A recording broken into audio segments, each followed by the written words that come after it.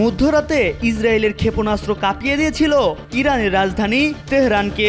এমন হামলার কঠিন প্রতিশোধের হুঙ্কার দিয়েছিল ইরান। সেই কথা রেখেছে আয়াতুল্লাহ খামেনির দেশ।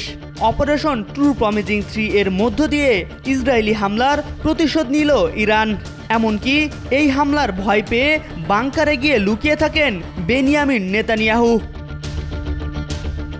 ইরানের বিপ্লবী গার্ড সেনাদের বৃষ্টির মতো ক্ষেপণাস্ত্র তেল আবিবের দক্ষিণে অবস্থিত রিশন লেজিয়ন শহরে পড়লে মুহূর্তেই ধ্বংসস্তূপে পরিণত হয় সেখানকার বহু স্থাপনা।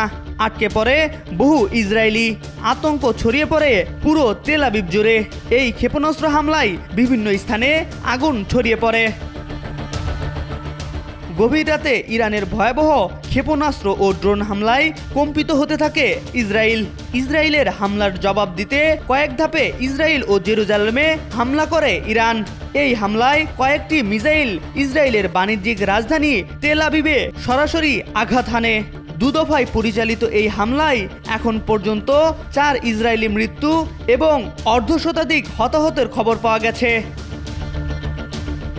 ইসরায়েলি সেনাবাহিনী বলছে তারা ইরানের ছোড়া ক্ষেপণাস্ত্র শনাক্ত করেছে, সেগুলো লক্ষ্যভ্রষ্ট করতে কাজ করছে তারা। ইসরায়েলের জনগণকে সুরক্ষিত জায়গায় যাওয়ার নির্দেশ দেওয়ার কথাও জানিয়েছেন দেশটির সেনাবাহিনী। ইরানের সর্বোচ্চ নেতা আয়াতুল্লাহ আল খামেনি এই অপরাধের জন্য জায়নিজ সরকারকে চরম শাস্তির হুঁশিয়ারি দিয়েছেন। তিনি বলেছেন এই অপরাধের মাধ্যমে জায়নিজরা নিজেদের জন্য যে দুর্ভাগ্য ও যন্ত্রণা এনেছে তা অল্প দিনেই দেখতে পাবে।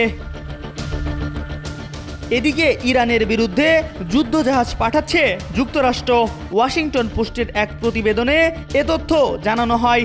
মার্কিন নৌবাহিনীর বরাত দিয়ে সংবাদ মাধ্যমটি জানায় ব্যালিস্টিক ক্ষেপণাস্ত্র প্রতিরোধে সক্ষম ধ্বংসকারী যুদ্ধজাহাজ ইউএস থমাস হান্ডারকে পশ্চিম ভূমধ্যসাগর থেকে পূর্ব ভূমধ্যসাগরের দিকে যাত্রা শুরু করতে নির্দেশ দেওয়া হয়েছে।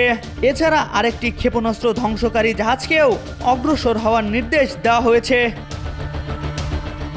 তীব্র এই সামরিক উত্তেজনায় গোটা মধ্যপ্রাচ্য জুড়ে যুদ্ধের শঙ্কা বাড়ছে। আন্তর্জাতিক মহল শান্তিপূর্ণ সমাধান ও কূটনীতির পথে ফেরার আহ্বান জানালেও আপাতত উভয় পক্ষই অগ্রাসী অবস্থানে রয়েছে। MR আকাশ, আজকাল।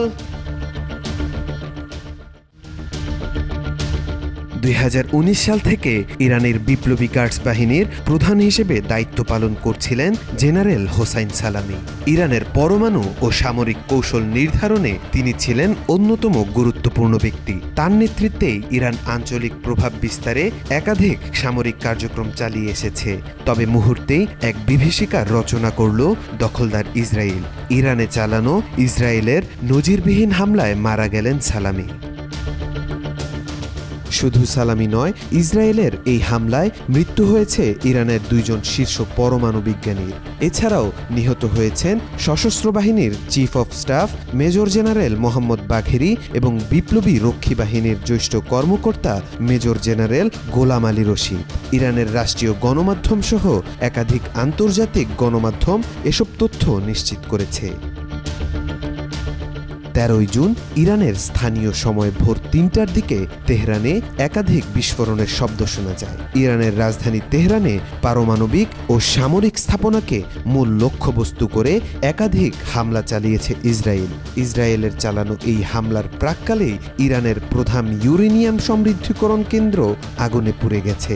নাতানজের এই পারমাণবিক স্থাপনাটি ইরানের পারমাণবিক কর্মসূচির কেন্দ্রবিন্দু বলে পরিচিত। ইসরায়েলি প্রধানমন্ত্রী বেনিয়ামিন নেতানিয়াহু দাবি করেছেন ইরানের বিরুদ্ধে কয়েক দফায় পরিচালিত হামলা অত্যন্ত সফল হয়েছে। আগে রেকর্ড করে রাখা ভিডিও বার্তায় নেতানিয়াহু বলেন, আমরা ইসরায়েলের ইতিহাসের এক ক্লান্তি লগ্নে এসে পৌঁছেছি। ইরানের বিরুদ্ধে বড় আকারের সামরিক অভিযানের শুরুতে এটা ছিল প্রথম পর্যায়ের হামলা। এদিকে ইরানের পাল্টা হামলার আশঙ্কায় এরই মধ্যে জরুরি অবস্থা জারি করেছিল ইসরায়েল।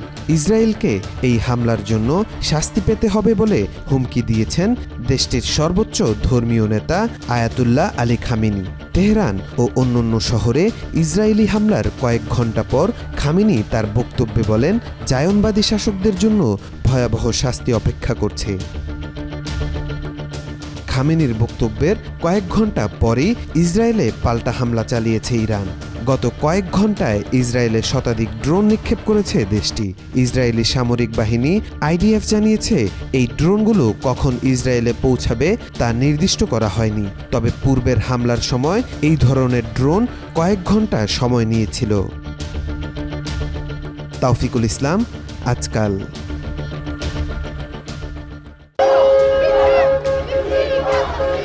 গাজার দীর্ঘ অবরোধের অন্ধকারে আলো জ্বালাতে শত শত সাহসী মানবাধিকার কর্মী সড়কপথে গাজার দিকে রওনা দিয়েছেন। তাদের মূল উদ্দেশ্য হল প্রতীকী এই অভিযানের মাধ্যমে গাজার উপর আরোপিত অবরোধ ভাঙা এবং আন্তর্জাতিকভাবে সচেতনতার সৃষ্টি করা। ফলে এই বহর শুধু একটি যাত্রা নয়, বরং মানবতার প্রতি এক অবিচল সংকল্প। গত ৯ জুন ফিলিস্তিনের যুদ্ধবিধ্বস্ত গাজায় ইসরায়েলের অবরোধ ভাঙতে তিউনিসিয়া থেকে সড়কপথে গাজা অভিমুখে রওনা দিয়েছেন তারা। কাফিত্তালুস সুমুদ নামের এই বহরটিতে শতাধিক গাড়ি এবং কয়েক ডজন বাস রয়েছে। এই দলটিতে কমপক্ষে ১৫০০ লোক রয়েছে। বহরটি এখন লিবিয়ার জাউইয়া শহরে পৌঁছেছে। লিবিয়া থেকে আরও অনেক লোক এই বহরে যোগ দেবেন বলে আশা করা যাচ্ছে। লিবিয়ায় বহরটি পৌঁছানোর পর তাদের অভিবাদন জানান হাজার হাজার মানুষ। এছাড়া বহরের গাড়িগুলোকে নিরাপত্তা দেয় সেখানকার পুলিশ। ১২ জুন লিবিয়া থেকে বহরটি মিশরের কায়রোতে যাওয়ার চেষ্টা করবে। এরপর আগামী ১৫ জুন গাজা সীমান্তবর্তী রাফা ক্রসিংয়ে পৌঁছাবে। তবে মিশরের পররাষ্ট্র মন্ত্রণালয় এক বিবৃতিতে বলেছে, গাজা সংলগ্ন সীমান্ত এলাকায় আরিশ শহর এবং রাফা সীমান্ত ক্রসিং রয়েছে। সেখানে যাওয়ার আগে যে কোনো বিদেশি প্রতিনিধি দলকে অনুমতি নিতে হবে। এদিকে ফিলিস্তিনের দিকে যাত্রা করা বিশাল বহর নিয়ে দুশ্চিন্তায় পড়ে গেছে ইসরায়েল। দখলদার ইসরায়েলের প্রতিরক্ষা মন্ত্রী ইসরায়েল কাদস ঘোষণা দিয়েছেন, বহরটিকে গাজায় প্রবেশ করতে দেওয়া হবে না, কারণ এতে তাদের সেনারা ঝুঁকিতে পড়তে পারেন। ফলে বহরটির যাত্রা আটকাতে মিশরের প্রতি আহ্বান জানিয়েছেন তিনি।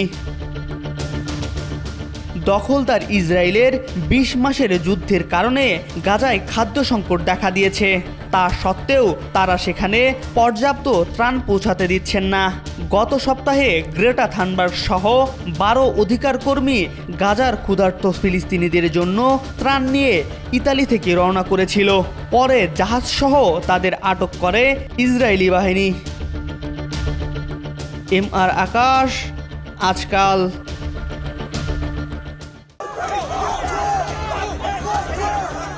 অভিবাসন বিরোধী বিক্ষোভের জেরে উত্তাল হয়ে উঠেছে যুক্তরাষ্ট্রের লস অ্যাঞ্জেলেস। শহর জুড়ে প্রতিধ্বনিত হচ্ছে একই স্লোগান, আইসিই বাতিল করো। শুক্রবার শুরু হওয়া বিক্ষোভ রূপ নিয়েছে সহিংস সংঘর্ষে। মঙ্গলবার পর্যন্ত নগর জুড়ে অস্থির পরিস্থিতি বিরাজ করে।